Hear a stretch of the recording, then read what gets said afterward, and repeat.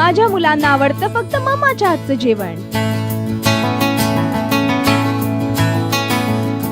घरकुल मसाले, स्वादिष्ट जेवण, सुखी जीवन.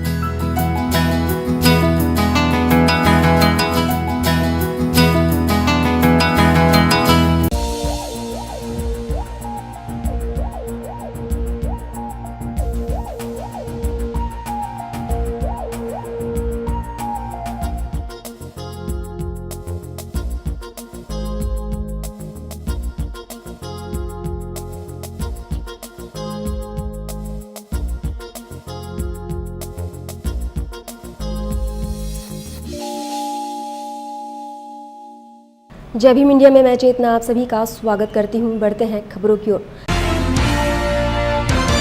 पहली खबर है मध्य प्रदेश से, जहां पिछले 3 दिनों से जारी भारी बारिश के कारण रीवा सतना जिले सहित कई जिलों में जनजीवन अस्त व्यस्त हो गया है। कई जगहों पर बाढ़ की स्थिति बनी हुई है। वहीं सतना जिले में बाढ़ में फंसी 5 जिंदगियों को रेस्क्यू टीम ने बचा लिया।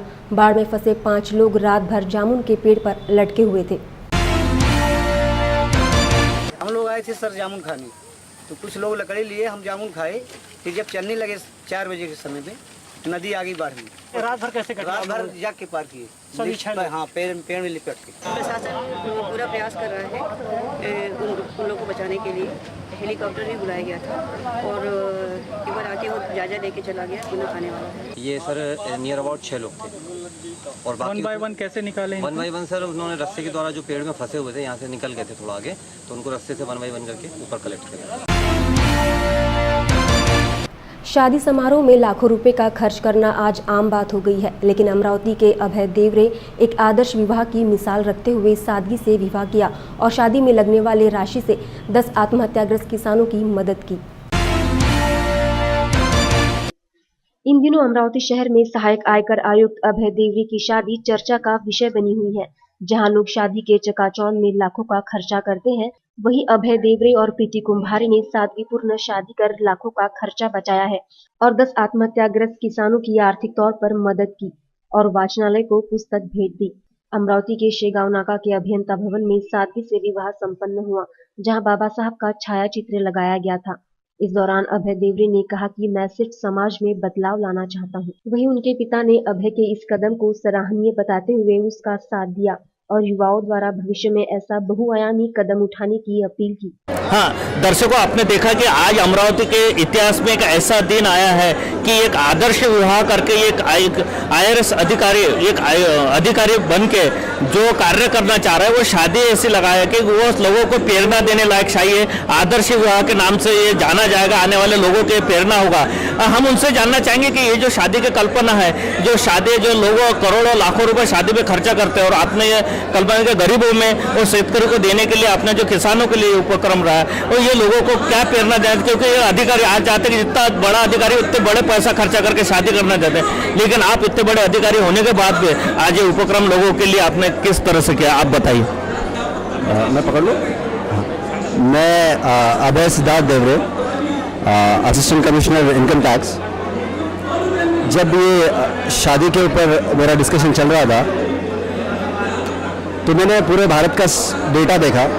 हम पूरे भारतवर्ष में कम से कम 1 लाख करोड़ रुपए एक साल में शादी के ऊपर खर्चा करते हैं। अगर ये पैसा हम किसी अच्छे सोशल कॉज में चैनलाइज कर पाए, और जो शादी होती है वो तो सारे यूथ्स की होती है और यूथ ही हमेशा चाहता है कि देश की सूरत बदले। अगर हम ये जो 1 लाख करोड़ पैसा पूरे देश का मैं कैलकुलेट करके बता रहा हूँ शादी का 1 साल का, अगर हम इसको अच्छी तरीके से यूज कर पाए तो क्या इस देश की सूरत अलग नहीं होगी। मेरा ये इस तरीके का प्रोग्राम लेने का मकसद ये नहीं है कि मैं यहाँ पे कोई हंगामा खड़ा करूँ। किसी ने कहा है कि हंगामा खड़ा करना मेरा मकसद नहीं। मेरा मकसद ये है कि यहाँ की सूरत बदलनी चाहिए। मेरे दिल में नहीं तो तेरे दिल में सही, आग कहीं भी हो लेकिन जलनी चाहिए। Thank you very much. आपके धर्मपत्नी, आप इसमें सहमत हुए, आपको कैसा लग रहा है, क्या ये उपक्रम के बारे में आप बताइए। बहुत अच्छा लग रहा है मुझे। जब उन्होंने ये बात मुझे बताई थी तो मैंने सोचा, उसके ऊपर विचार किया तो अच्छा लगा। तो अच्छे जगह अगर मनी चाह रहा है तो अच्छा लग रहा है। ये सभी लोग क्या पैसा खर्चा करना, कपड़े और बड़े बड़े शान शौकत, वो सबसे अलग हटके ये शादी हो रहे और समाज के लिए प्रेरणादायी, और ये शादी हजारों ने लाखों दिन तक याद रहेगी। तो समाज को जो लड़के हैं जो पैसा बर्बाद करते हैं शादी में, उनको कोई संदेश देना चाहेंगे?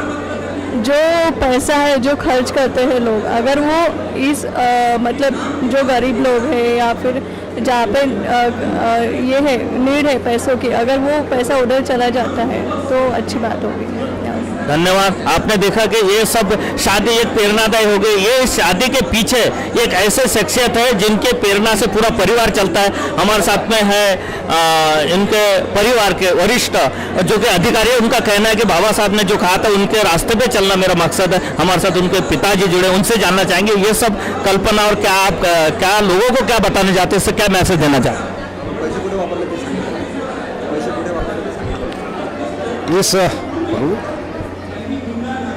इस कार्यक्रम के दौरान मुझे ये संदेश देना है, ये जो शादी पे जो खर्चा हो रहा है, समाज में जो स्पर्धा हो रही है, वो स्पर्धा को कहाँ पे चेकअप होना चाहिए, उसको ब्रेक लगना चाहिए।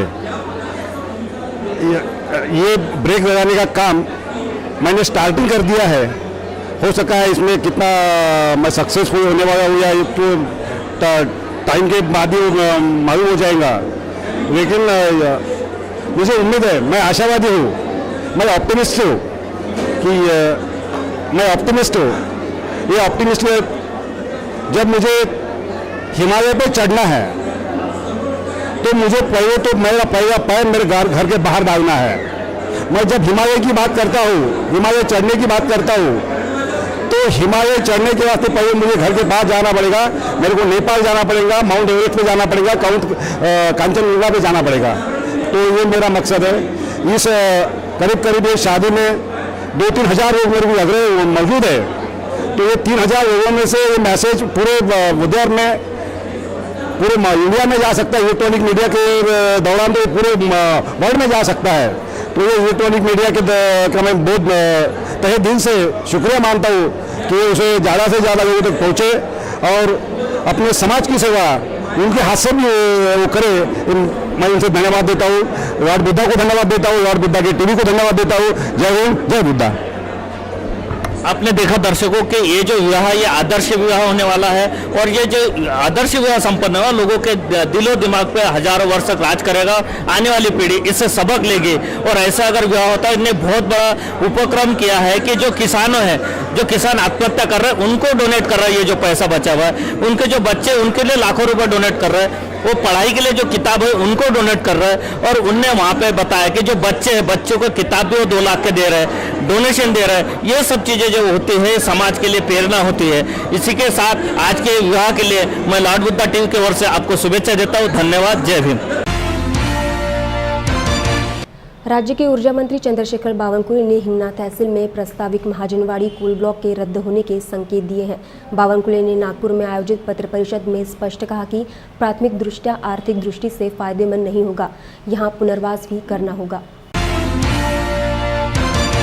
मी तुम्हाला सांगतोय, प्राथमिकरित्या तो महाजनकोला परवडत नाही। प्राथमिक अंदाज केल्यावर पीएमचा वेगळाच रिपोर्ट येईल, तो काही वेगळा येत नाही। कारण एवढे 1 लाख घर आहे, 7,500 एकर जमीन येलो बेल्ट मध्ये आहे। जमिनीचे ॲक्विजिशन 2-4 हजार कोटी देईल ते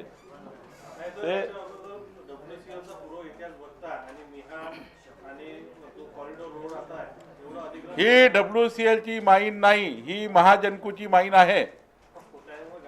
महाजनको तर जोरदार आहे, त्यांचे पुनर्वसन जोरदार राहतात, मियांपेक्षा चांगले। त्यामुळं महाजनको वेगळा विषय आहे। हा महाजनकोचा कोल ब्लॉक आहे, WCLचा नाही आहे। पण तुमच्या माहिती करता कोणीही घाबरू नये। साहेबांनी बोलले थोडक्यात, ज्यांच्या काळात हा कोल ब्लॉक अलॉट झाला तेच काही लोक याचा मुद्दा म्हणून मोर्चा काढून आले किंवा काही अजून राजकारण करून आले। सगळं हे बोगस काम मागच्या सरकारच्या वतीने झालं आणि तेच लोक त्याचा विरोध करून आले। म्हणून आपल्याला आपल्या माध्यमातून लोकांना आपण साहेबांच्या वतीने शाश्वत करत आहे की याच्यात काही चांगला निर्णय निघेल, याच्यात काही दुमत नाही। केंद्रीय गृह राज्य मंत्री हंसराज अहीर दुर्घटना में बाल बाल बचे। अहीर के काफिले का वाहन दुर्घटनाग्रस्त हो गया। इस हादसे में सुरक्षा गार्ड सहित एक कार्यकर्ता घायल हुआ। उनका निजी अस्पताल में इलाज जारी है। मोदी सरकार में केंद्रीय गृह राज्य मंत्री बने चंद्रपुर के सांसद हंसराज अहीर चंद्रपुर से नागपुर की ओर जा रहे थे। मोरवा गांव के पास सुबह उनके काफिले का वाहन दुर्घटनाग्रस्त हो गया। दुर्घटना के कुछ ही देर पूर्व जिस कार की दुर्घटना हुई उस कार से अहीर उतरकर दूसरी कार में बैठे थे। कुछ दूरी पर जाने के बाद वही कार दुर्घटना की शिकार हुई। कार की बुरी तरह परखच्चे उड़ गए। इस दुर्घटना में एक सुरक्षा गार्ड और एक कार्यकर्ता घायल हुआ है। डॉक्टर बाबा साहब आम्बेडकर भवन गिराए जाने के विरोध में देश भर में आंदोलन जारी है। इस घटना के दोषियों पर कड़ी कार्रवाई की मांग को लेकर अमरावती में भारी बहुजन महासंघ और विभिन्न संगठनों ने विरोध प्रदर्शन किया। पाटील माजी शिक्षण सभापती या मोर्चाकरता उपस्थित असलेले अनिलजी पाटील जिल्हा अध्यक्ष, या शहराच्या अध्यक्षा तनकाळे मॅडम, या कम्युनिस्ट पक्षाचे नेते आणि आनंद आंबेडकरांचे कार्यकर्ते, रिपब्लिकन सेना या उपस्थितीमध्ये मोर्चाचे आयोजन डॉक्टर बाबासाहेब आंबेडकर पुतळ्यापासून तर जिल्हा कार्यालयापर्यंत डॉक्टर बाबासाहेब आंबेडकर यांचे दादरला प्रेस आणि तिथले कार्यालय, डॉक्टर बाबासाहेब आंबेडकर यांनी बांधलेले कार्यालय उद्ध्वस्त केले। तिथल्या ज्या रत्नाकर गायकवाड आणि बाकी ट्रस्ट लोक, या तिथल्या लोकांनी तोडफोड केली। त्या पित्तार्थ ॲडव्होकेट बाळासाहेब आंबेडकर यांनी पुऱ्या महाराष्ट्रामध्ये मोर्चाचे आयोजन केलेले आहे। या मोर्चाकरता आम्ही आता निघणार आहोत। मोर्चाकरता आणि जिल्हाधिकाऱ्याला निवेदन देऊन आणि त्यांना आमच्या समस्या सांगून त्यांच्यावर कारवाई झाली, निश्चित झाली पाहिजे, एवढे बोलून 2 शब्द समाप्त करतो। उत्तर प्रदेश के संभल में बेखौफ बदमाशों ने असमोली के अंतर्गत संभल जोखा मार्ग पर लूट का विरोध करने पर नग व्यापारी की गोली मारकर हत्या कर दी। वहीं उसके साथी ने घटनास्थल से भागकर किसी तरह जान बचाई। इस घटना से परिसर में हड़कंप मच गया। संभल जिले में बेखौफ बदमाश अब दिन दहाड़े वारदातों को अंजाम देकर संभल पुलिस को चुनौती दे रहे हैं, लेकिन संभल पुलिस वारदातों को रोकने में नाकाम रही है। जहां दिन दहाड़े 2 दिन पहले हयात नगर थाना इलाके में पुलिस चौकी से मात्र 200 मीटर दूरी पर दिन दहाड़े एक ही घर के 3 परिवारों में 12 लाख की संपत्ति चोरी कर ले गए। उस घटना को अभी 2 दिन भी नहीं हुए थे कि फिर बदमाशों ने इत्र और नग बेचने वाले व्यापारी से लूटपाट कर उसे मार डाला।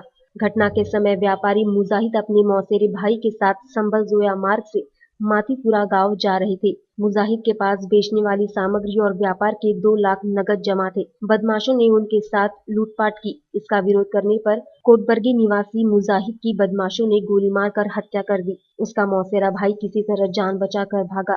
घटना के बाद एएसपी मौके पर पहुंचे। असमौली थाना अंतर्गत मातीपुर गांव के पास आज एक व्यक्ति मुशाहिद जो संभल के निवासी हैं, बेसिकली इत्र बेचने और स्टोन बेचने का काम करते थे। आज इनके द्वारा संभल में 3600 रुपये का बेचा गया, एक माला बेचा गया और 2000 रुपये का पत्थर वहां असमौली में बेचा गया। यह बेच करके आ रहे थे। इनके साथ एक और इनका मौसेरा भाई जिशान भी बैठा हुआ था।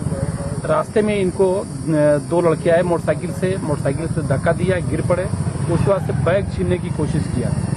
इसमें ऐसा प्रतीत हो रहा है कि मृतक द्वारा उनसे निपट जाया गया और बैग नहीं छोड़ा जा रहा था। इसी कारण बदमाशों द्वारा इनको गोली मार दी गई। मौके पर ही डेथ हो गई। इस संबंध में FIR लॉन्च किया जा रहा है और शीघ्र ही घटना का अनावरण कर दोषी की गिरफ्तारी की। आ रहे थे साहब, आते में मेरा भाई पीछे बैठा हुआ चाचा लड़का, आते मोटरसाइकिल को धक्का दिया तो वो पलटने को हुई गाड़ी, उनने रोकी तो वो बैग छीना।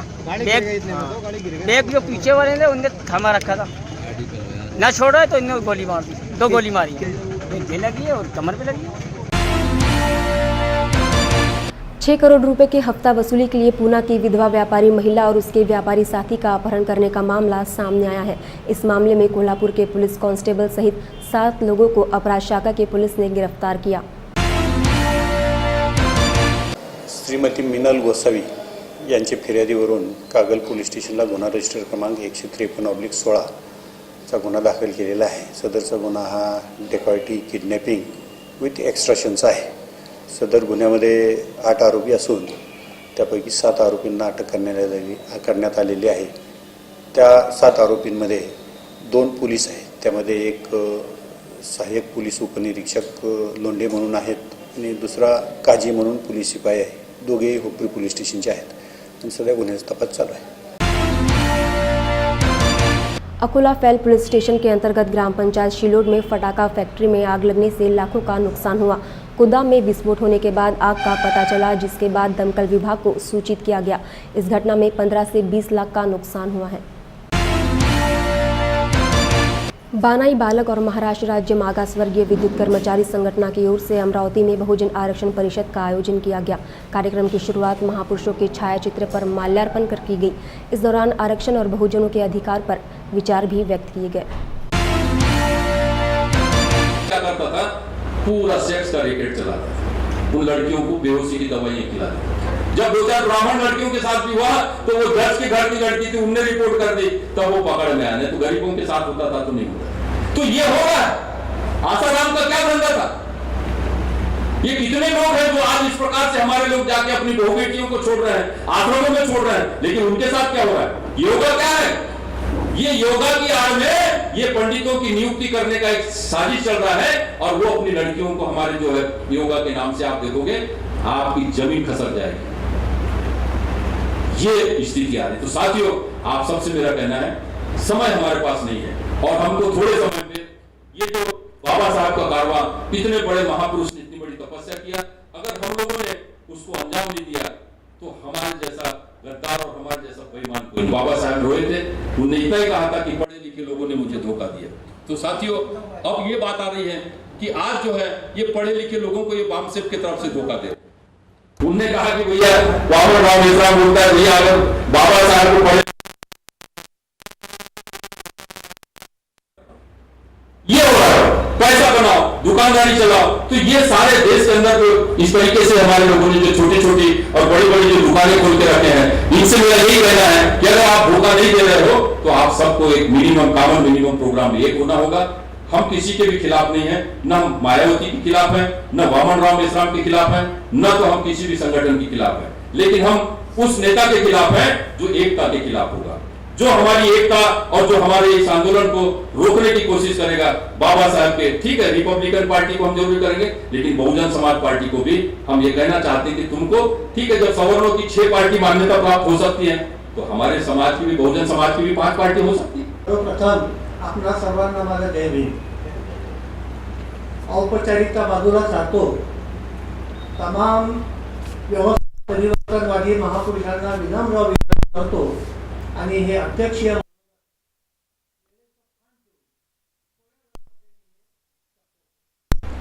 खरं म्हणजे कुठल्याही अध्यक्ष होणं ही काही एवढी सोपी गोष्ट नव्हे आणि मी प्रांजळ कबुली देतो की मी अध्यक्ष होण्याची माझी प्राज्ञा नाही. एवढ्यासाठी की कुठल्याही सभेत अध्यक्ष होत असताना जसं मधमाशा तुम्हाला माहिती